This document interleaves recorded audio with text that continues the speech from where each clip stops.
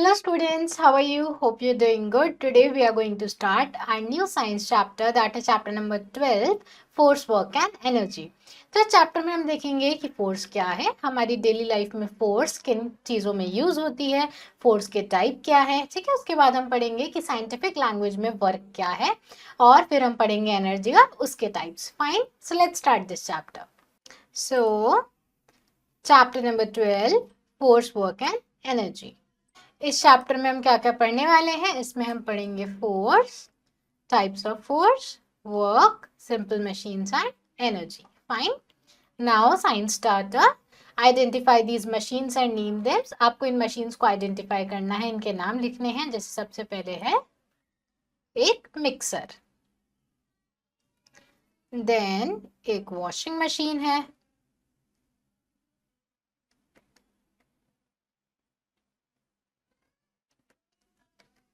फिर रेफ्रिजरेटर है,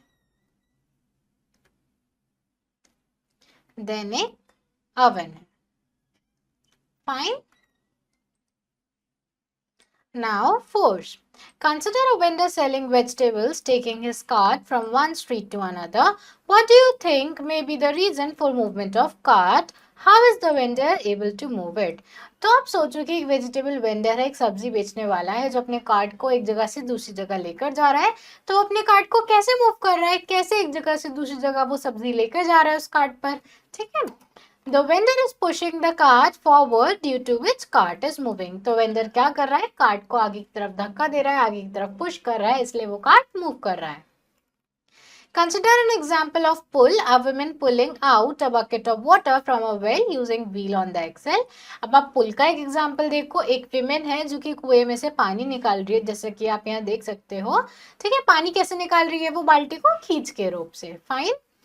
Thus, push or pull is called force. Force applied causes a stationary body to move in direction of force. तो इसी push और पुल को हम फोर्स बोलते हैं, और पुश और पुल की वजह से एक स्टेशनरी बॉडी मूव कर पाती है। स्टेशनरी बॉडी मतलब ऐसी बॉडी जो रुकी हुई है, जो चल नहीं रही है, ठीक है। To stop a moving body, force should be applied in the direction opposite to the direction of movement of body. Force can also be applied to change direction of moving body. अगर हमें किसी object को रोकना है, उसकी speed कम करनी है, तो हमें अपोजिट डायरेक्शन से दूसरी फोर्स लगानी पड़ेगी, और ऐसे ही हम फोर्स अप्लाई करके किसी बॉडी की डायरेक्शन भी चेंज कर सकते हैं, ठीक है।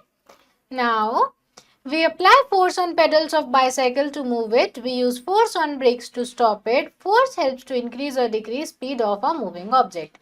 तो हम बाइसाइकिल के पैडल पर फोर्स लगाते हैं बाइसाइकिल को मूव करने के लिए, और जब हम ब्रेक लगाते हैं तब भी उस पर एक फोर्स एक्ट हो रही होती है, जिससे साइकिल रुक जाती है।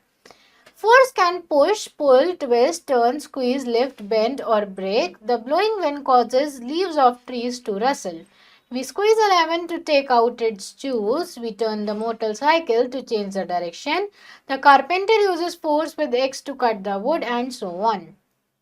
We can use force even for changing shape and size of object. Force is of different types and has different effects. तो हम फोर्स को यूज करते हैं चीजों को पुश करने के लिए, पुल करने के लिए, ट्विस्ट और टर्न करने के लिए, ठीक है। फोर्स लगाकर हम किसी मूविंग बॉडी को रोक सकते हैं, रुकी हुई बॉडी को हम मूव कर सकते हैं, उसकी स्पीड बढ़ा सकते हैं, उसकी स्पीड घटा सकते हैं, इवन हम ऑब्जेक्ट की डायरेक्शन भी चेंज कर सकते हैं। Now types of forces. Forces कौन से टाइप्स की होती है? Depending on the action giving rise to force, it can be classified as follows. तो एक्शन के ऊपर फोर्स को हम क्लासिफाई करते हैं अलग अलग कैटेगरीज में। सबसे पहले आती है muscular force. The force applied with help of muscles required to do manual work is called muscular force. For example, pulling a rickshaw, lifting heavy items, digging etcetera. तो जो फोर्स हमारी मसल्स लगाती है, जिससे हम कोई काम करते हैं, उसको हम मस्कुलर फोर्स बोलते हैं। जैसे कि किसी चीज को लिफ्ट करना, ठीक है, एक किसी चीज को पुल करना, जैसे कि रिक्शा को पुल करना। ग्रेविटेशनल फोर्स और ग्रेविटी। अब ग्रेविटेशनल फोर्स या ग्रेविटी क्या है? The force of attraction exerted by Earth on all bodies towards it is called gravitational force. Gravitational force always acts downwards and pulls object towards Earth. For example, an apple falling from a tree always falls down and never goes upwards. When we jump, we always come back towards Earth but never away from. तो एक ऐसी force of attraction है जो सब चीजों को अपनी तरफ खींचती है, ठीक है। अर्थ एक ऐसी फोर्स लगाती है जिससे सब ऑब्जेक्ट्स उसकी तरफ नीचे खींचे चले आते हैं। इस फोर्स को हम ग्रेविटेशनल फोर्स या ग्रेविटी बोलते हैं, ठीक है। ग्रेविटी की वजह से ही जो एप्पल है जब वो टूटता है तो वो गिर के नीचे आता है, हवा में नहीं जाता है। और हम भी जब जंप करते हैं तो जंप कर कर एक सर्टेन हाइट के बाद हम वापस नीचे आते हैं, हम ऊपर आसमान में नहीं जाते हैं, क्योंकि हमारी अर्थ है हमें अपनी तरफ खींच कर रखती है, ठीक है। Now frictional force. अब फ्रिक्शनल फोर्स कौन सी है? An opposing force acting between two surfaces in contact is called frictional force. तो एक opposing force जो कि दो surface के बीच में लग रही है, हम उसको क्या बोलते हैं? frictional force बोलते हैं. It is friction which cause wear and tear of soles of our shoes. It causes a moving car to stop, allow us to ride with a pen, etc. Friction की वजह से ही हमारे जो shoes हैं वो थोड़े टाइम बाद खराब हो जाते हैं, नीचे से फटने लगते हैं, और उसी की वजह से ही हम लिख पा रहे हैं, उसी की वजह से हम बिना फिसले चल पा रहे हैं. If there is no friction, things would never stop. On the other hand, if there were too much friction, things would never move.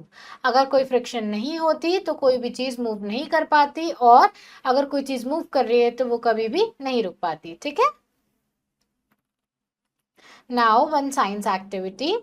तो आपको क्या करना है, एक ऑर्डिनरी पेपर शीट लेनी है, एक हैंडमेड पेपर शीट लेनी है, आपको दोनों को पेंट करना है. तो आप क्या डिफरेंस देखोगे जब आप एक ऑर्डिनरी शीट को और हैंडमेड पेपर शीट को पेंट कर रहे हो? तो आप देखोगे कि ऑर्डिनरी पेपर पेंट करने में इजी है, जबकि हैंडमेड शीट पेंट करने में डिफिकल्ट है, क्योंकि रफ सरफेस पर फ्रिक्शन ज्यादा लगती है, ठीक है. Now simple machines.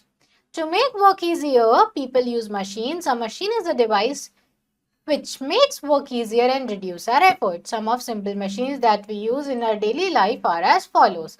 तो अपना काम आसान करने के लिए हम मशीन यूज करते हैं, ठीक है. मशीन का यूज कर कर हम अपना काम कम कर सकते हैं, जो हमें काम को करने के लिए एफर्ट लगाना था वो कम हो सकता है. तो कुछ सिंपल मशीन्स कौन सी हैं? तो वो सिंपल मशीन्स है lever, incline plane, wheel and axle, screw, wedges और पुली, ठीक है. Now lever is generally a rod or bar that rests on a turning point called fulcrum. तो lever क्या है? एक बोर्ड है या बार है जो कि टर्निंग पॉइंट पर रेस्ट करता है, ऐसा पॉइंट जो टर्न हो सकता है उस पर रेस्ट करता है, जिसको हम फल्क्रम बोलते हैं. Lever is used to lift weight, cut things and open lids. तो lever की हेल्प से हम चीजों को लिफ्ट कर सकते हैं, लिड को ओपन कर सकते हैं, ठीक है. For example seesaw, scissors, bottle opener etcetera. तो सीसॉ, बॉटल ओपनर, सिजर सब लीवर के एग्जाम्पल है, जैसे कि आप यहाँ पिक्चर्स में भी देख सकते हो. उसके बाद आता है incline plane. It is a flat sloping surface used to move heavy objects to lower or higher place. The most common example of inclined plane is board used to load heavy barrels or sack onto trucks. तो एक sloping surface जिससे हम किसी heavy object को ऊपर चढ़ाते हैं, नीचे उतारते हैं, क्या कहलाता है? इंक्लाइन प्लेन कहलाता है, ठीक है. इंक्लाइन प्लेन से हम अपना काम आसान बना सकते हैं, हमें ऑब्जेक्ट को लिफ्ट करने की जगह उसको बस ऊपर पुश करना होता है, ठीक है. Wheel and axle. In a wheel and axle arrangement, the wheel is attached to a rod called axle. The axle passes through center of wheel to let it move. Example of wheel and axle include car, roller, bicycle, etc. तो wheel and Excel arrangement में क्या होता है? एक wheel होता है, ठीक है, जो रॉड से अटैच होता है. जब व्हील को मूव करते हैं तो रॉड मूव होती है, रॉड को मूव करते हैं तो व्हील मूव करता है. तो जैसे कि एक स्टीयरिंग व्हील होता है कार में, तो जब आप स्टीयरिंग को मूव करते हो तो कार के टायर्स भी मूव करते हैं, तो वो एक व्हील एंड एक्सेल अरेंजमेंट है, ठीक है. Now next is screw. It is used to lower and raise things. It is also used to hold objects together. It is turned with the help of a screwdriver. तो ये चीज़ों को lower या फिर race करने में use होता है, ये चीज़ों को आपस में पकड़ने में भी यूज होता है. दो चीज़ों को हम आपस में इससे स्टिक कर सकते हैं, आपस में ज्वाइन कर सकते हैं, और इसको हम रोटेट करते हैं स्क्रू ड्राइवर की हेल्प से. Then wedge. A wedge is made of two inclined planes. These planes meet to form sharp edge which help to cut things. Axe and knife are example of wedge. तो wedge दो inclined plane से मिलकर बना है, ठीक है. इसका एक सरफेस शार्प होता है जिससे हम चीजों को कट कर सकते हैं, जैसे कि आप यहाँ देख सकते हो एक्स और नाइफ किसके एग्जाम्पल हैं? wedge के. Now pulley. Pulley consists of grooved wheel and rope. The rope helps runs between groove of wheel. It is used to draw water from well and in a crane to lift heavy materials. तो पुली में क्या होता है? एक circular object होता है, एक wheel होता है जिसके ऊपर एक रोप होती है जिससे हम हैवी चीजों को लिफ्ट कर सकते हैं, जिससे कि कुएं में से पानी निकाल सकते हैं। ठीक है, आप यहाँ देख सकते हो drawing water from a well with the help of a pulley, और क्रेन भी पुली की हेल्प से ही हैवी मटेरियल को रेज कर पाती है। ठीक है, now energy. To do any work we need energy. Energy is the ability to do work. कोई भी काम करने के लिए हमें एनर्जी चाहिए, तो एनर्जी क्या है? काम करने की ability. Energy exist in various forms like, अब एनर्जी अलग अलग फॉर्म में एग्जिस्ट करती है। कौन सी है वो फॉर्म्स? तो वो है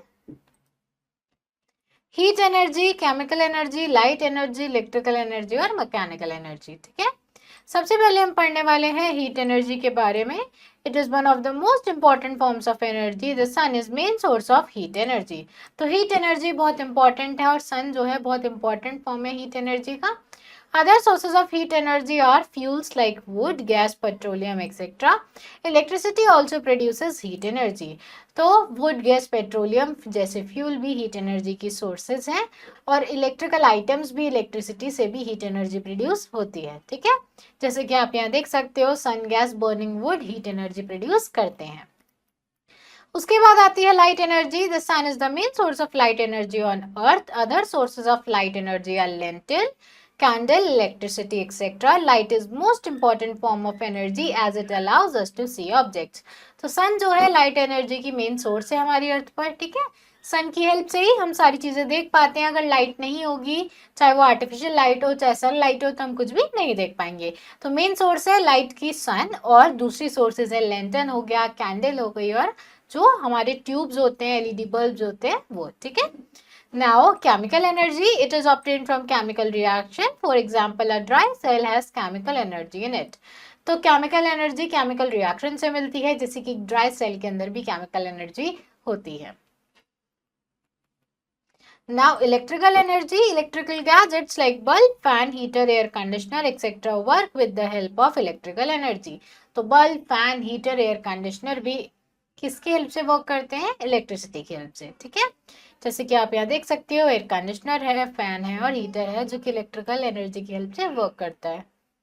mechanical energy, mechanical energy is energy due to position और motion of an object. It is of two types. Mechanical energy या तो किसी ऑब्जेक्ट की पोजीशन की वजह से होती है, किसी ऑब्जेक्ट के मोशन की वजह से होती है। ये दो तरह की होती है। कौन सी है वो? पोटेंशियल एनर्जी और काइनेटिक एनर्जी। ठीक है, now potential energy, energy due to position of an object is called potential energy. For example, a box kept at a height and stretched spring have potential energy. तो position की वजह से होती है energy, जैसे कि कोई बॉक्स है हाइट पर रखा है, या स्प्रिंग है जिसको हमने स्ट्रेच कर रखा है, तो उसमें पोटेंशियल एनर्जी होगी। Kinetic energy, kinetic energy is the energy due to motion. A moving object has kinetic energy. The energy of moving water and wind are example of kinetic energy. तो कोई भी object जो कि move कर रहा है, motion में है, उसमें काइनेटिक एनर्जी होगी, जैसे कि एक मूविंग कार में काइनेटिक एनर्जी होती है। नाउ सिनॉप्सिस, अब तक हमने जो भी पढ़ा एक बार उसको रिवाइज कर लेते हैं। तो फोर्स क्या है? पुश या पुल है जो कि कोई ऑब्जेक्ट पर एक्ट कर रहा है। ठीक है, जब हम किसी ऑब्जेक्ट के साथ इंटरेक्ट करते हैं। फ्रिक्शन क्या है? एक ऐसी फोर्स है जिससे एक मूविंग ऑब्जेक्ट रुक जाता है, मूविंग ऑब्जेक्ट को हम स्टॉप कर सकते हैं। मशीन्स ऐसे डिवाइसेस हैं जो हमारे काम को आसान बनाते हैं, हमारे एफर्ट को कम करते हैं।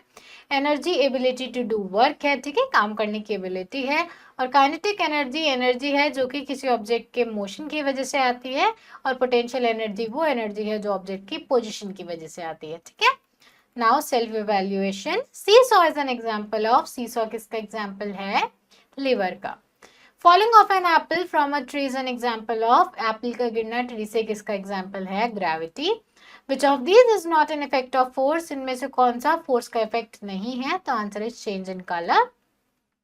विच of these is used for burning would, इनमें से कौन सा वुड को बर्न करने में यूज होता है? तो answer is heat energy. Next is give 3 example of following types of machine. तो आपको 3 एग्जाम्पल देने हैं यहाँ इन मशीन्स के।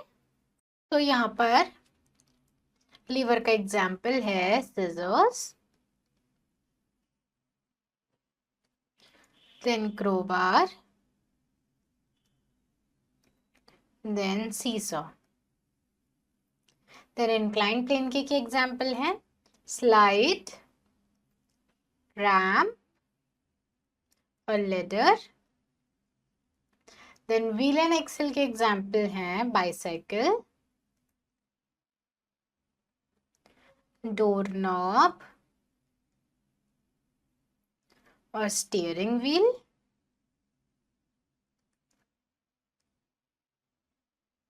Then screw के एग्जाम्पल हैं bottle cap, drill, jar. Then wedge के एग्जाम्पल हैं knife, axe and blade. Fine. Now true false. Friction is the force that tries to stop some moving object. That is true. Seesaw is a lever. This is true. If we push or pull something, then we are applying force on it. This is true. Potential energy is due to motion of an object. This is false. Potential energy position की वजह से होती है. The earth pulls everything towards itself by frictional force. This is false. तो अर्थ अपनी तरफ सब चीजों को पुल करता है ग्रेविटेशनल फोर्स की वजह से. ठीक है. So class, that's all for today. I hope you understood this chapter. Now you have to try and fill out rest of the exercise yourself, and we will meet in our next video. Thank you everyone.